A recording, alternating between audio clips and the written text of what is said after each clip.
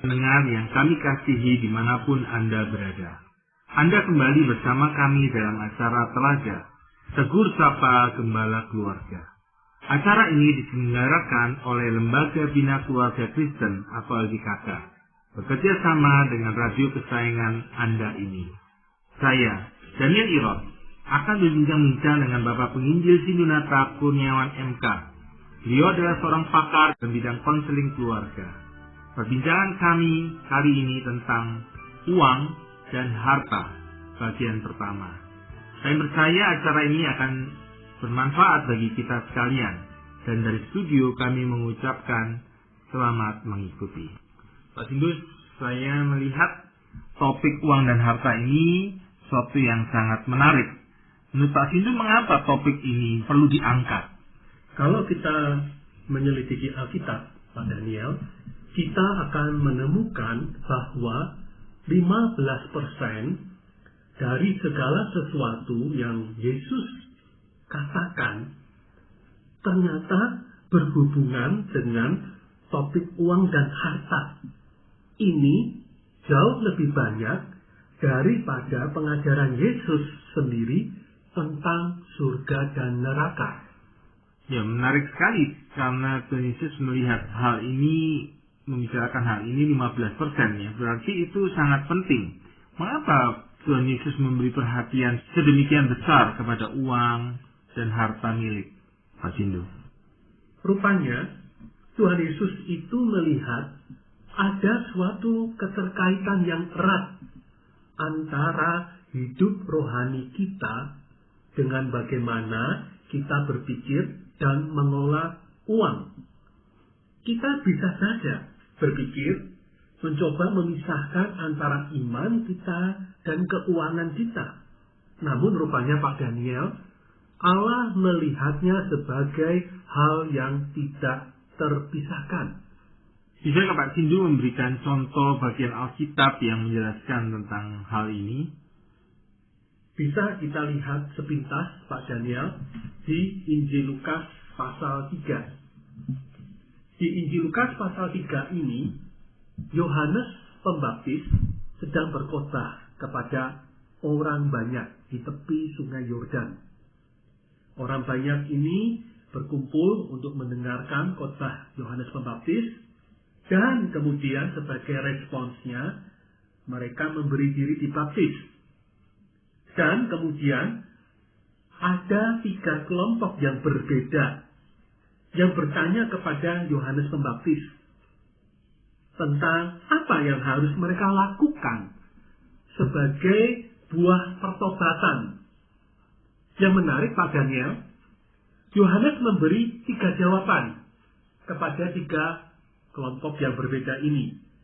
Yang pertama, kita lihat di Lukas 3 ayat 11. Setiap orang harus membagikan pakaian dan makanan kepada orang-orang miskin.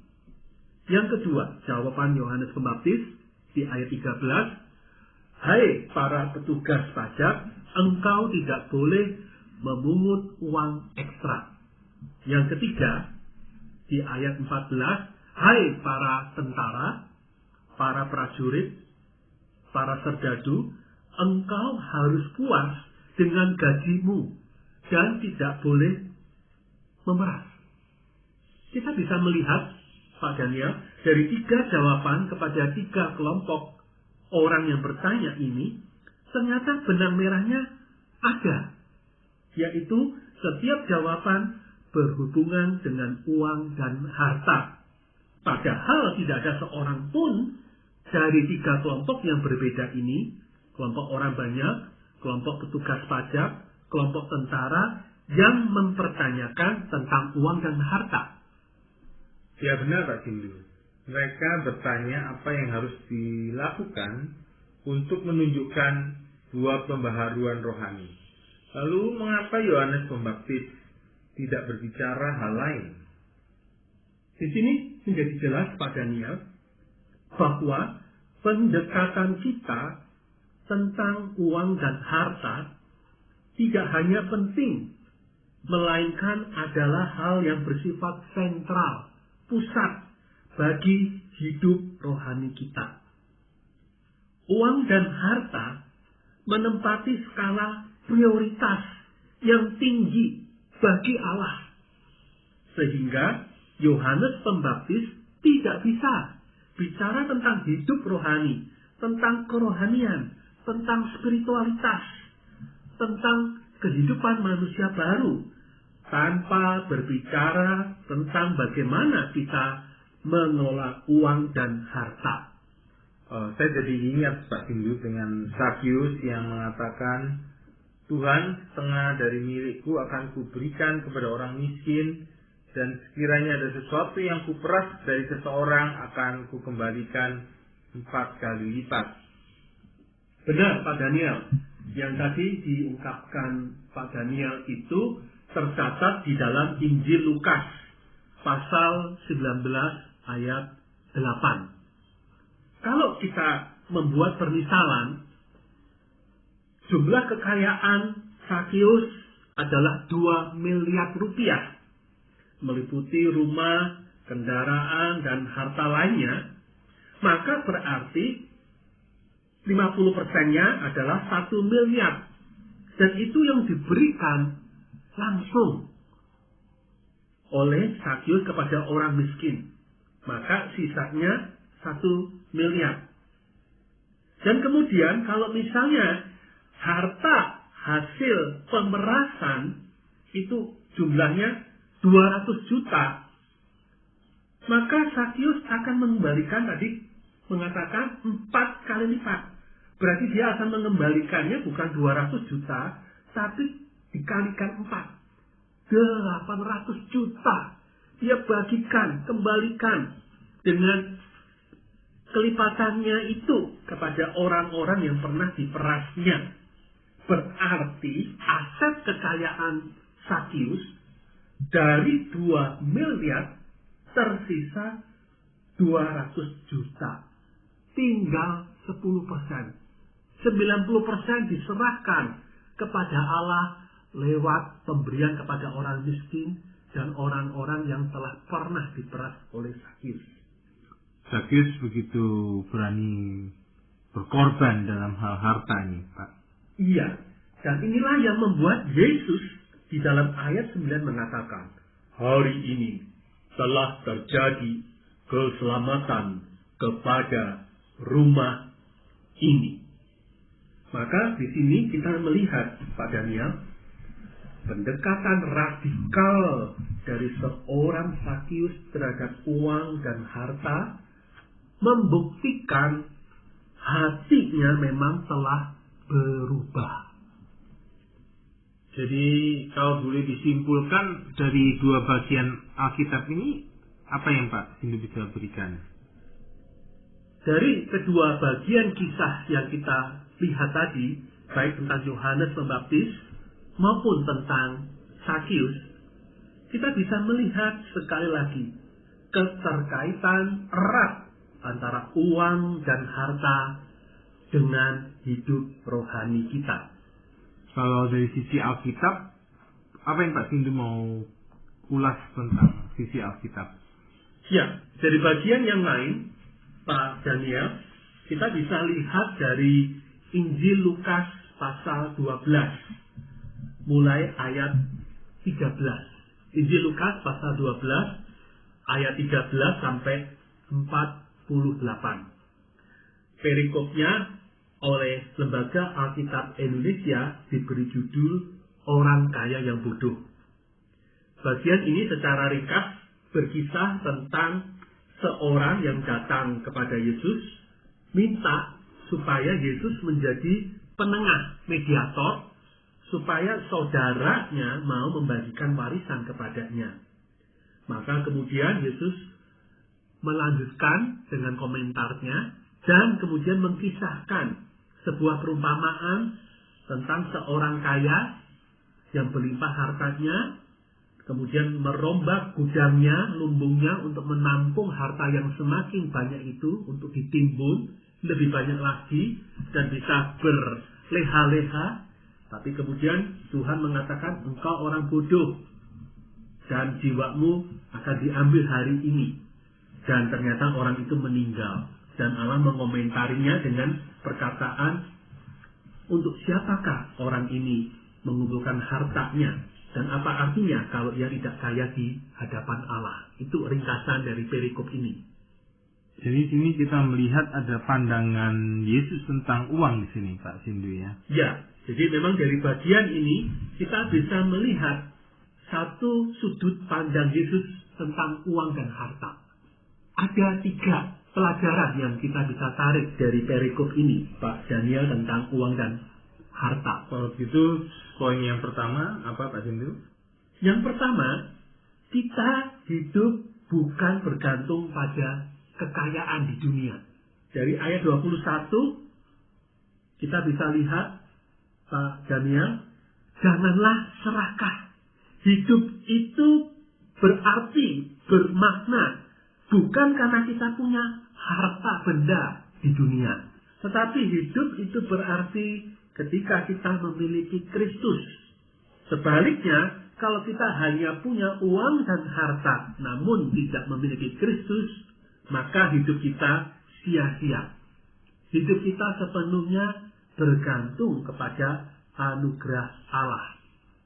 Ya, menarik sekali bahwa manusia itu hidupnya tidak bergantung daripada hartanya. Dan memang menunjukkan bahwa manusia memang tidak bisa dipuaskan oleh hartanya. Begitu Pak Sindu ya? Iya, maka nggak heran di dalam ayat 15, Injil Lukas pasal 12 ayat 15 itu, Yesus mengatakan kepada orang banyak, berjaga-jagalah dan waspadalah terhadap segala ketamakan. Sebab walaupun seorang berlimpah-limpah hartanya, hidupnya tidak tergantung dari kekayaannya itu. Jadi pernyataan Yesus ini, Pak Daniel, merupakan tanggapan Yesus terhadap keluhan seseorang yang mungkin mengeluh karena kakaknya tidak mau berbagi warisan. Memang kalau kita melihat latar belakang adat istiadat Yahudi pada masa itu, seorang anak sulung tidak diwajibkan membagi-bagi warisan. Maka ketika Yesus kemudian diminta menjadi penengah, pembela agar mau bagi warisan, sesungguhnya bisa dianggap permintaan orang itu bukan timbul dari kemiskinan. Tapi kedua-duanya sangat mungkin memang kakak beradik ini memang orang yang sudah cukup berada. Kalau tadi ada ayat firman Tuhan mengatakan hidup kita tidak bergantung dari kekayaan kita. Itu berarti apakah berarti kalau orang yang sakit, uang yang banyak pun tidak akan menolong orang yang sakit kalau memang dia akan mati. Kira-kira bisa begitu Pak Sindu? Bisa. Jadi memang kan ada pernyataan bahwa apa artinya obat? Kita punya uang banyak, bisa beli obat. Tetapi obat itu tidak serta-merta menyembuhkan semua penyakit. Apa artinya kita memiliki tempat tidur yang nyaman? Tidak bisa membeli tidur. Tapi kita tidak bisa membeli tidur itu. Jadi memang rahasia kebenaran yang sejati, damai sejahtera, kebahagiaan, dan hidup kita memang bukan berpusat pada uang dan harta. Kalau memang melihat posisi harta, memang harta itu memang di bawah kita Pak Sindu. Jadi yang di bawah kita tidak akan bisa memuaskan yang di atasnya begitu. Oh ya tepat, itu sebuah sudut pandang yang baik, yang menarik Pak Daniel. Berikutnya berarti Pak Sindu dengan perkataan yang pedas Yesus menolak mencampuri perkara itu. Yesus mengerti bahwa perkara antar dua saudara itu timbul dari keserakahan, keinginan untuk memiliki lebih. Dan perkara itu menjadi titik bijak Yesus mengarahkan para pendengarnya kepada sesuatu yang lebih penting daripada soal warisan. Benar Pak Daniel. Yesus meminta semua pendengarnya untuk waspada terhadap berbagai bentuk keserakahan. Kita bisa melihat ya Pak Daniel di sekitar kita. Atau mungkin bahkan kita pernah mengalaminya. Karena keserakahan, maka hubungan keluarga jadi terputus. Karena keserakahan, persahabatan yang baik menjadi renggang. Karena keserakahan, bahkan terjadi pembunuhan. Dan bahkan juga negara dirugikan. Cukup mudah kita bisa menemukan kasus-kasus pembunuhan, bahkan pembunuhan berantai yang pernah terjadi di negeri Indonesia, yang terjadi punya usut karena keinginan memiliki harta yang dipunyai para korban. Bahkan sudah terbukti berulang kali pejabat-pejabat pemerintahan, termasuk anggota parlemen di Senayan, kedapatan membuat negara rugi bermiliar-miliar rupiah oleh para koruptor. Karena bukan mereka kurang gaji. Wow, gajinya sudah luar biasa dengan segala fasilitasnya. Tetapi karena mereka serakah. Bahkan saya pernah mendengar itu Pak Sindu, ada seorang ayah yang mau meninggal. Dalam saat-saat mau meninggal itu anak-anaknya berebutan warisan di depan ayahnya yang mau meninggal. Itu sangat menyedihkan sekali Pak Sindu. Iya, betul. Saya sepakat keserakahan itu lahir dari keyakinan bahwa saya hanya bisa hidup dan puas kalau punya harta yang berlimpah-limpah. Betul. Itu keserakahan memang berangkat dari sebuah iman, ya. Iman dalam tanda kutip, keyakinan yang salah. Di dalam perumpamaan orang kaya yang bodoh tadi itu, isu yang Yesus sorot bukanlah pada kekayaan, tetapi sikap terhadap uang dan harta, sikap terhadap kekayaan. Pria tuan tanah yang kaya ini dalam Injil Lukas pasal 12 tadi sedang panen raya. Dia memutuskan untuk menimbun hasil panennya ini untuk bisa pensiun dini. Bukankah ini isu yang saya lihat minimal 10 tahun terakhir menjadi percakapan umum, ya? Wah, aku kepengen pensiun dini di usia 50, bahkan pensiun dini di usia 40. Ini juga dialami oleh pria tuan tanah yang kaya ini. Maka dia merombak gudangnya, lumbungnya, membangun lebih besar. Kesalahannya adalah karena dia menjadikan dirinya jadi pusat. Kita bisa lihat Pak Daniel di ayat 17 sampai 19, 5 kali kata aku diulang-ulangi. Dia sama sekali tidak mempedulikan Allah dan orang lain. Pokoknya aku bisa santai, aku bisa menikmati hidup. Maka hal inilah yang menyebabkan kesalahan fatal, sikap terhadap uang dan harta yang keliru. Saya melihat sebetulnya tidak ada yang salah dengan pensiun, ya Pak Sindu. Cuma persoalannya adalah ketika orang itu mau pensiun dini tapi fokusnya kepada diri sendiri. Jadi diri sendiri yang menjadi fokus. Itu yang menjadi salah, begitu Pak Sindu, ya? Betul. Jadi dia pensiun dini lebih berfokus untuk hidup bagi dirinya sendiri. Dia tidak menghadirkan Allah dan orang lain dalam hidupnya. Kembali juga ada sisi yang lain, lahirnya keserakahan. Aku dan aku yang harus dipuaskan. Tidak memberi tempat bagi Allah dan orang lain. Ya, karena itu tidak heran Pak Sindu di Efesus 5 ayat 5 diperingatkan, karena itu ingatlah baik-baik, tidak ada orang sundal, orang semar, atau orang serakah, artinya penyembah berhala yang mendapat bagian dalam kerajaan Kristus dan Allah. Benar. Jadi memang Efesus pasal 5 ayat 5 ini Pak Daniel memperingatkan kita sejalan dengan Injil Lukas tadi tentang egoisme, berpusat pada diri sendiri. Itu yang menggagalkan orang kaya ini. Dan dia tidak sempat menikmati harta bendanya karena Allah mengambil nyawanya pada malam itu juga. Dan Yesus menyebutnya sebagai orang yang bodoh. Kenapa? Yaitu karena kaya bagi diri sendiri, tetapi tidak kaya di hadapan Allah.